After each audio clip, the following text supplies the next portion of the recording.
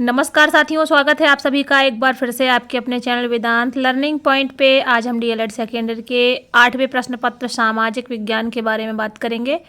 पहली इकाई है इसकी सामाजिक विज्ञान की प्रकृति। इसके सारे वस्तुनिष्ठ प्रश्न हम करने वाले हैं। वीडियो में अंत तक बने रहिएगा। चैनल को सब्सक्राइब ना किया हो तो सब्सक्राइब कर लीजिए। आइए शुरू करते हैं।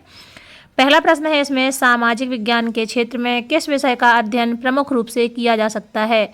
इतिहास, भूगोल, नागरिक शास्त्र। डी इसका उत्तर हो जाएगा। सामाजिक विज्ञान नामक पद उन विद्यालयी विषयों की ओर संकेत करता है जो मानवीय संबंधों की विवेचना करता है। सामाजिक विज्ञान की यह परिभाषा किसने दी है?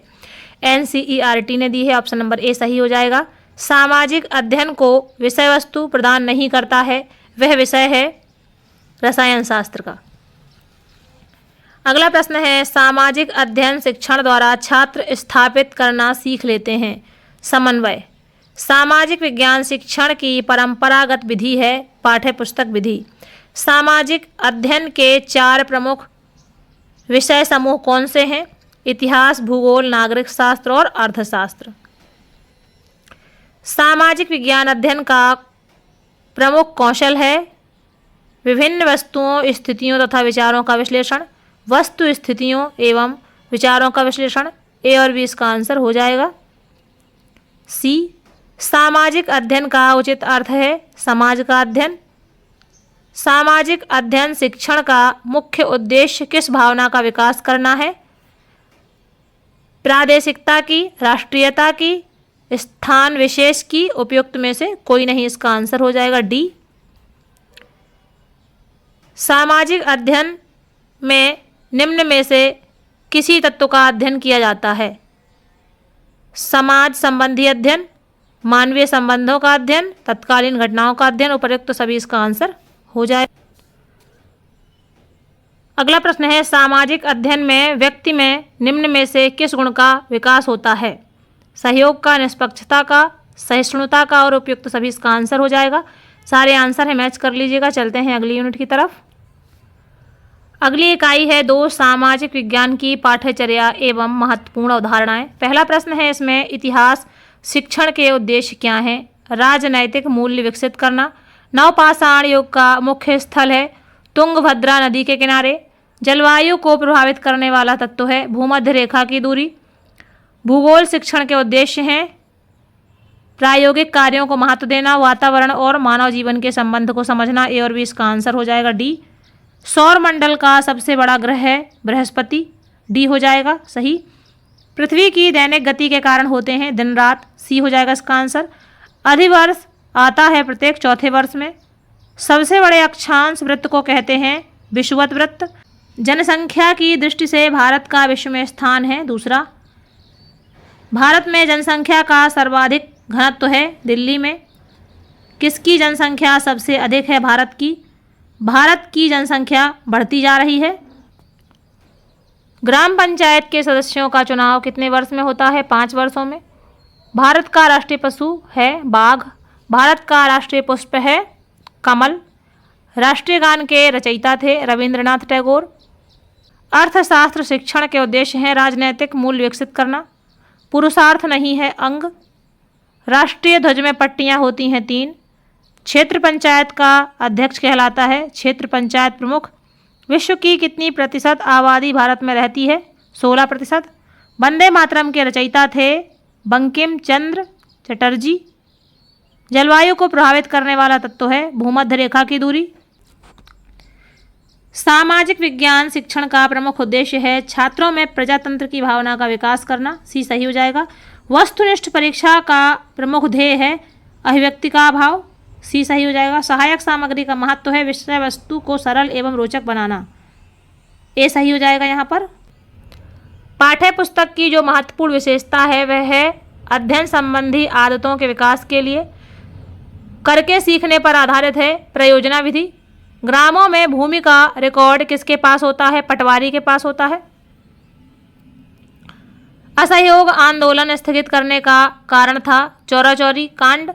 मतदान के अधिकार की न्यूनतम आयु है 18 वर्ष। जनसंख्या की दृष्टि से विश्व में दूसरा देश है भारत। जो संस्थाएं मानव समूह द्वारा किसी निश्चित उद्देश्य हेतु निश्चित की जाती हैं वह कहलाती हैं सामाजिक संस्थाएं। इस प्रश्न को एक बार चेक कर लेना, हो सकता है विश्व में इसका पहला स्थान हो गया हो अभी रिसेंटली। सहसंबंध के प्रकार हैं 2। सामाजिक विज्ञान के शिक्षण में सहसंबंध का प्रमुख सिद्धांत है ज्ञान की विस्तृतता का सिद्धांत, समय की बचत का सिद्धांत, विषय की रोचकता का सिद्धांत। उपरोक्त सभी इसका आंसर हो जाएगा डी। सामाजिक संरचना की विशेषता है सामाजिक संरचना कोई अखंड व्यवस्था नहीं है। सामाजिक संरचना अंतः संबंधित इकाइयों का एक व्यवस्थित स्वरूप होती है। सामाजिक संरचना एक गतिशील अवधारणा है। उपयुक्त सभी इसका आंसर हो जाएगा। वर्तमान के प्रति व्यक्ति आय में कमी आई है। आज व्यक्तिगत स्वतंत्रता कम है। समुदाय को सामाजिक प्राणियों का समूह कहा है विलियम ईगर ने। भारतीय समाज में पुरुष प्रधानता देखने को मिलती है। समाज को उन्नत कैसे बनाया जा सकता है? व्यक्तियों को आर्थिक सहायता देकर, उद्योग लगाकर, व्यक्तियों में जागृति लाकर। उपयुक्त सभी इसका आंसर हो जाएगा।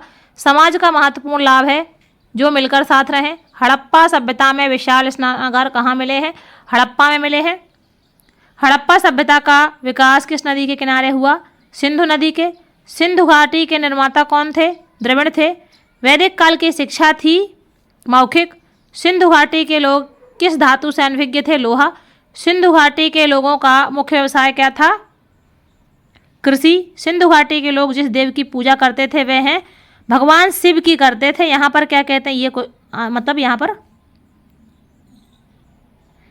सिंधु घाटी के लोग जिस देव की पूजा करते थे, सिंधु घाटी के लोगों का मुख्य व्यवसाय क्या था? कृषि। सिंधु घाटी के लोग जिस देव की उपासना करते थे वे हैं भगवान शिव। सिंधु घाटी के निवासी भवन निर्माण कला से विशेष निपुण थे। संविधान सभा का गठन हुआ था दिसंबर 1946 में। संविधान के प्रारूप समिति के अध्यक्ष थे डॉक्टर भीमराव अंबेडकर। भारतीय संविधान सभा ने संविधान को अपनी स्वीकृति प्रदान की थी 26 नवंबर 1949 को। लोकतंत्र जनता के सार्वजनिक हितों का संरक्षण करता है। भारतीय संसद के कितने अंग हैं? 3। लोकसभा के कुल सदस्य होते हैं 545। भारतीय संविधान सभा की पहली बैठक हुई 9 दिसंबर 1946 को। संविधान सभा की प्रारूप समिति के अध्यक्ष थे डॉक्टर भीमराव अंबेडकर। संविधान सभा के स्थायी सदस्य थे डॉक्टर राजेंद्र प्रसाद। संविधान सभा द्वारा नागरिकों को मूल अधिकार प्राप्त हैं 6। संविधान सभा के अस्थायी अध्यक्ष थे सच्चिदानंद सिन्हा। वेदों की कुल संख्या है 4। रामायण के रचयिता हैं महर्षि वाल्मीकि। पृथ्वी पर सर्वप्रथम किस प्रकार के जीवों का विकास हुआ? जल में रहने वाले जीवों का। खुदाई द्वारा ऐतिहासिक तथ्यों का पता लगाने वाले को क्या कहते हैं? पुरातत्वविद कहते हैं। पुरापाषाण काल के मानव की महत्वपूर्ण उपलब्धि क्या थी? आग की खोज। नवपाषाण काल में स्थायी जीवन व्यतीत करने का मुख्य कारण निम्न में से क्या था? कृषि का आरंभ। पाषाण काल और नवपाषाण काल के मानव में भिन्नता का आधार क्या है? उत्तम औजारों का प्रयोग। नवपाषाण काल के मानव अपने मृतकों का क्या करते थे? दफनाते थे। नवपाषाण काल के लोग जिसकी पूजा करते थे वे थे शिवजी। आदि मानव का पालतू पशु था कुत्ता। पाषाण काल में कृषि कार्य हेतु पहला औजार था खुरपा। प्राचीन जैन मंदिर मध्य प्रदेश के इस क्षेत्र में देखने को मिलते हैं खजुराहो। मथुरा किस प्राचीन महाजनपद की राजधानी थी? सुरसेन। ये सारे आंसर हैं, ठीक से देख लीजिए, न मैच कर लीजिएगा। चलते हैं अगली इकाई की तरफ। अगली इकाई है इकाई 3, बच्चों की समझ, शिक्षण, अधिगम सामग्री एवं कक्षा प्रक्रियाएं तथा उच्च प्राथमिक स्तर पर चुनौतियां। पहला प्रश्न है, छोटी कक्षाओं के बालकों के लिए सबसे उपयुक्त विधि है उद्यमी विधि। कक्षा में किसी वस्तु के वास्तविक रूप को प्रदर्शित करने की स्थिति में प्रयोग करना उचित होगा मॉडल।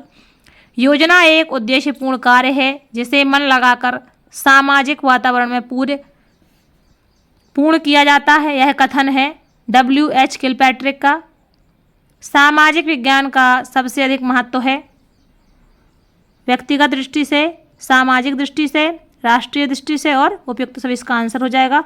स्रोत विधि में सहायक स्रोत के रूप में पुस्तक को उपयोग किया जाता है, ये सही हो जाएगा। पाठ्यक्रम में वे सभी अनुभव निहित हैं जिनको विद्यालय द्वारा शिक्षा के उद्देश्य की प्राप्ति के उपयोग में लाया जाता है। यह परिभाषा क्रो एवं क्रो ने दी है। यह आंसर है, मैच कर लीजिएगा। चलते हैं अगले यूनिट की तरफ। चौथी इकाई है शिक्षण शास्त्र एवं आकलन। छोटी कक्षाओं के बालकों के लिए सबसे उपयुक्त विधि है कहानी विधि। योजना एक उद्देश्यपूर्ण कार्य है जिसे मन लगाकर सामाजिक वातावरण में पूर्ण किया जाता है। यह कथन है W.H. किलपैट्रिक का।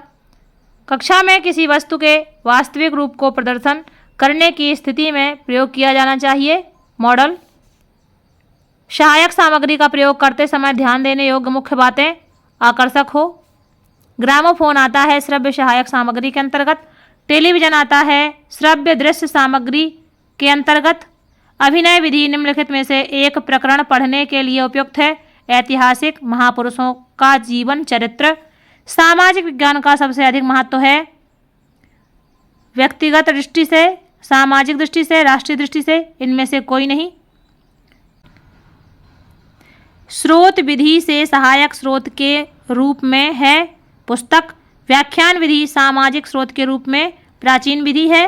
ये सारे आंसर हैं, देख लीजिएगा। इकाई 5 पाठ्य पुस्तकों एवं शिक्षण शास्त्र की समझ। पहला प्रश्न है सक्रिय अधिगम प्रविधि का प्रादुर्भाव सर्वप्रथम हुआ तमिलनाडु में। सक्रिय अधिगम प्रविधि का कालखंड कितने मिनट का होता है? 90 मिनट। ALM शिक्षण विधि परंपरागत विधि से समान है।